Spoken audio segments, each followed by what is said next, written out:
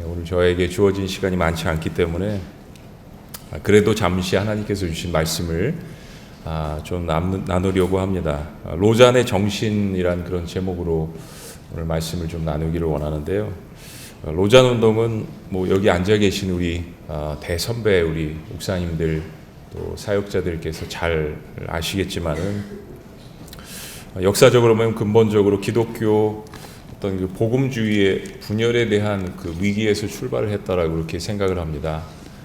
18세기에 잘 아시듯이 프랑스를 중심으로 일어난 계몽주의에서 발현을 한 기독교 자유주의가 팽배하면서 참 많은 그 교회들 또 사람들이 교회를 떠나게 됐고 거기에 대한 반작용으로 인해서 또 일어났던 일부 편향된 근본주의 신학, 이 극렬한 극단에서 오는 비성경적인 그런 그 부작용들, 이런 것들 때문에 참 저희 기독교 내부에 많은 그 어려움들이 찾아왔다라고 생각을 합니다.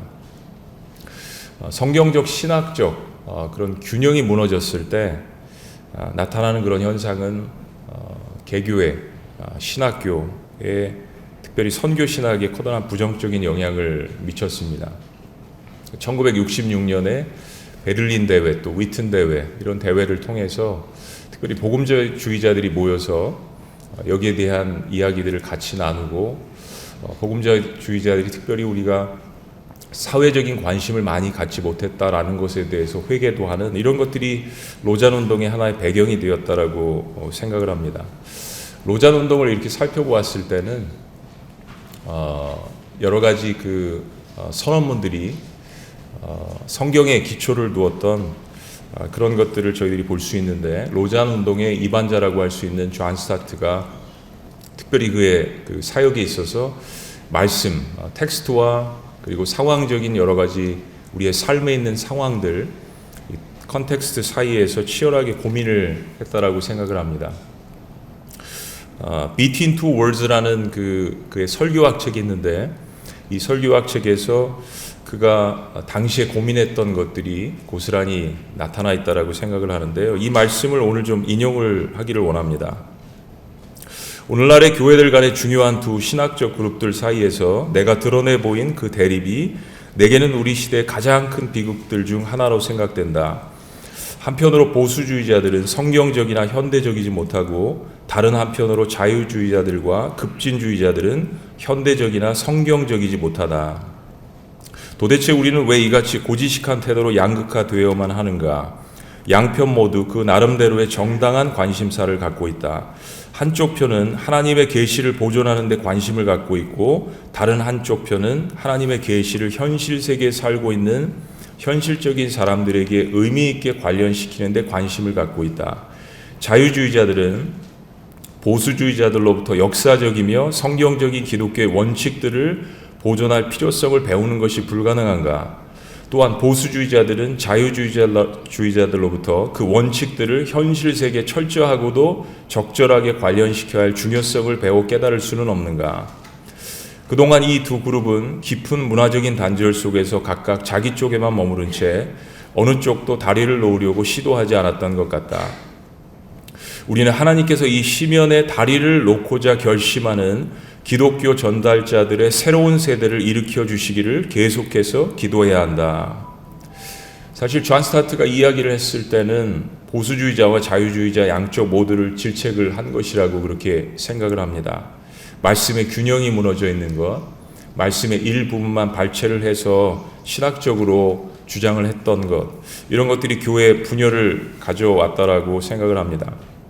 코로나 상황 때문에 저희 딸이 미국에서 나고 자랐는데 1년 동안 한국에 들어와 있었습니다. 그 딸에게 제가 한국 사회를 네가 바라보면서 어떤 생각이 드느냐, 한 단어로 표현할 수 있겠냐 라고 했더니 저희 딸이 extreme, 극단적이라고 이야기를 했습니다. 극단적이다.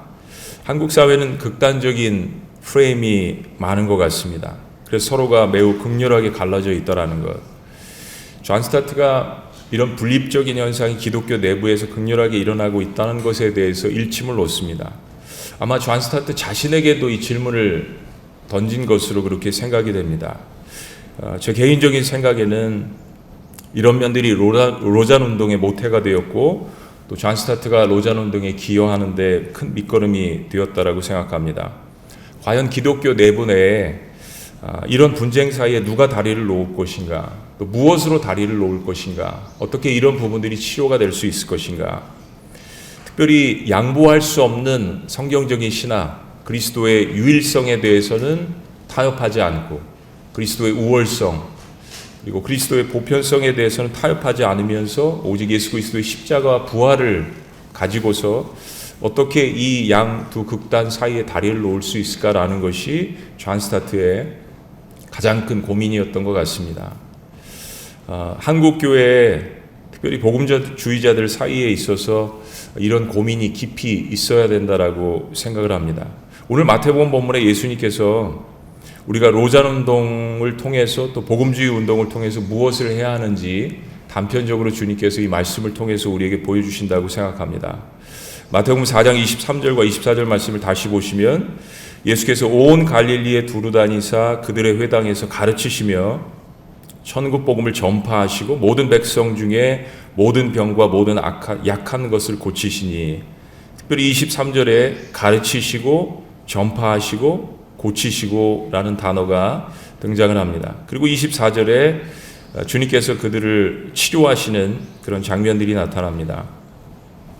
가르치시고 전파하시고, 특별히 텍스트를 목숨보다도 소중히 여기는 한국교회의 전형적인 모습이라고 생각합니다. 가르치고 전파하는 일에는 최선을 다하는 것, 이것은 우리의 우선순위고 너무나도 분명히 중요한 일이라고 생각합니다. 이 면에 있어서 한국교회는 기독교 역사상 타의 추종을 불허한다라고 생각합니다. 그런데 예수님께서 마지막에 하신 고치시고, 여기에 대한 아쉬움이 적지 않다라고 생각합니다. 고치시고는 사람들의 영혼을 치료하신다는 것입니다. 사람들의 영과 육과 인간을 통전적으로 치료하신다는 것, 이 말씀을 온전히 준행하기 위해서 예수님의 말씀과 그에 기초한 로잔의 정신을 살펴볼 필요가 있다라고 생각합니다. 로잔에서 가장 많이 사용한 단어 중에 하나는 통전적인 복음입니다. 예수님께서 나뉠 수 없다라는 것이죠. 복음이 나눌 수 없다라는 것입니다. 예수님께서 통합적으로 보여주신 복음의 모습이 무엇인가 라는 것을 다시 한번 보여주는, 너무나도 비슷한 본문을 다루고 있고 거의 비슷한 단어들로 나열되어 있지만은 조금 후에 쓰여진 마태복음 9장에 보면 이 말씀에 예수님 사역의 이유와 이 텍스트를 전하시는 심정이 어떤지를 표현했다라고 생각합니다. 마태복음 9장 35절 36절은 역시 회당에서 가르치시며 전파하시고 모든 약한 것을 고치시니라. 36절에 마태복음 4장 말씀과 조금 다른 것이 한 구절이 들어가 있습니다. 우리 36절 말씀을 다 같이 한번 합독하시겠습니다. 다 같이 시작. 무리를 보시고 불쌍히 여기시니 이는 그들이 목자 없는 양과 같이 고생하며 기진함이라. 저는 이 한 구절이 매우 가슴 뭉클한 장면이라고 생각합니다. 텍스트만 강조하고 목자 없이 방황하는 양들의 아픔과 어려움의 상황을 보지 못한다면 일부 극단적인 근본주의의 전철을 밟을 수밖에 없다라고 생각합니다. 또 한편으로 사람들의 아픔과 고통의 소리는 들으려고 하지만 말씀을 빼놓고 상황만 강조하면 자유주의로 또 급진적 진보주의로 빠질 수 있는 위험이 있다라고 생각합니다.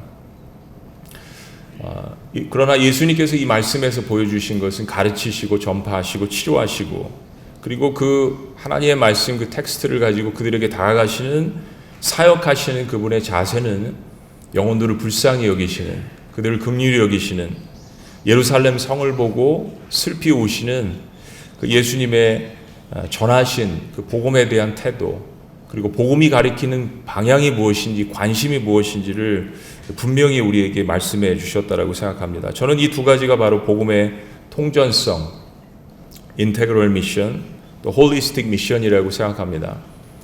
우리 복음주의자들은 어떻게 하면 예수 그리스도의 유일성을, 예수 그리스도의 그 우월성을 모든 사람들에게 전할 수 있을까라는 고민이 있습니다. 이 고민에 대해서 예수님께서 우리에게 분명히 말씀하신 것, 무리를 보시고 불쌍히 여기셨다라는 이 한 말씀이 만약에 우리의 복음 증거하는 과정과 우리의 삶 가운데 사라진다면 세상은 우리가 증거하는 그 복음의 메시지에 귀를 기울이지 않을 것이라고 생각합니다. 2022년을 살아가고 있지만은 지금 시대에 다루고 있는 수많은 문제들을 이미 1960년대, 70년대, 80년대 로잔 운동을 통해서 또 복음주의 운동을 통해서 다루었다라고 생각합니다. 지금 우리가 다루고 있는 동성애의 문제, 핵의 문제, 빈곤의 문제, 환경운동의 문제를 50년 전에도 여전히 다루고 있었습니다. 저희 복음주의 운동이 하나님께서 우리에게 주신 이 텍스트라는 이 말씀을 통해서 예수 그리스도의 십자가와 유일성과 그리고 그 우월성을 온전하게 전하기 위하여서 세상의 사람들이 갖고 있는 그들의 고민과 또 그들의 아픔에 대해서 어떻게 하면 우리를 보시고 불쌍히 여기신 예수님의 마음을 가지고 다가갈까? 이것은 단순히 로잔만 갖고 있는 정신이 아니라고 생각합니다. 모든 예수 그리스도의 복음으로 거듭난 사람들이 마음속에 갖고 있어야 할 예수 그리스도의 마음이라고 생각합니다.